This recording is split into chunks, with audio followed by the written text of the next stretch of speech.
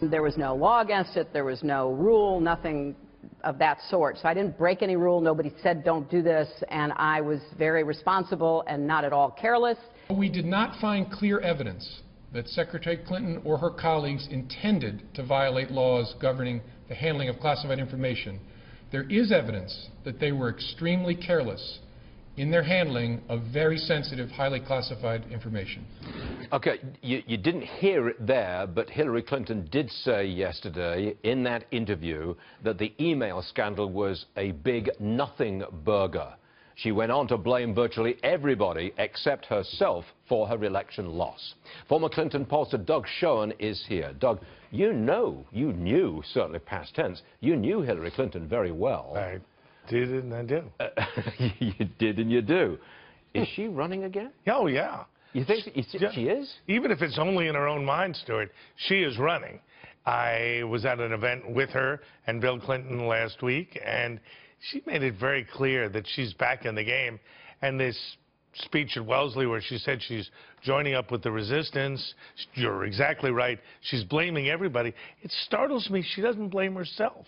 Well, she's not introspective at all. But if you were running again, you wouldn't blame yourself, would you? You wouldn't say that I was really at fault, I didn't have a message, I didn't have a campaign theme, I didn't reach out to voters properly, I never went to Wisconsin. You can't lay out all the negatives and then run again. You can say you've made mistakes. I think it's one of the keys to being a successful leader is to understand and communicate what your failings have been. But she just blames everybody else. Okay, can you name a younger Democrat, an up-and-comer, who may lead under 70? Yeah, I mean, come on. Elizabeth Warren, she's 69. Okay, under 60, who could lead the party to an election win? Name one. I am as struck for names as your, I think, prior guests are. And do you really think that Elizabeth Warren could lead the Democrats to election victory? She could be nominated. Whether she could be elected would turn on circumstances well beyond our comprehension now.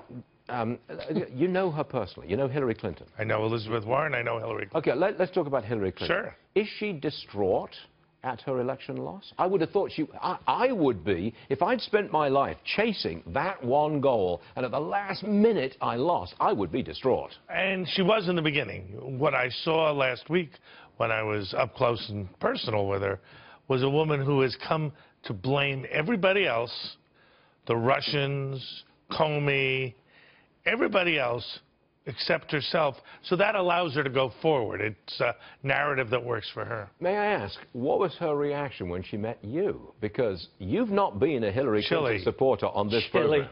Chilly. But I will say Bill Clinton gave me a warm greeting and a hug. So read into that what you will. Okay. Next topic, and I've got to do this real fast. Sure, please. It crossed the wires just a short time ago. President Trump will keep America's embassy in Israel, in Tel Aviv, for now. In other words, not an immediate shift to Jerusalem. What do you make of that? Well, I assume, based on his conversations with Egyptian President al-Sisi and the Crown Prince in Saudi Arabia, Salman, they said, look, if you move the embassy, it'll be another intifada. We won't get peace. And for geopolitical reasons, please don't move the embassy now. That's the logic.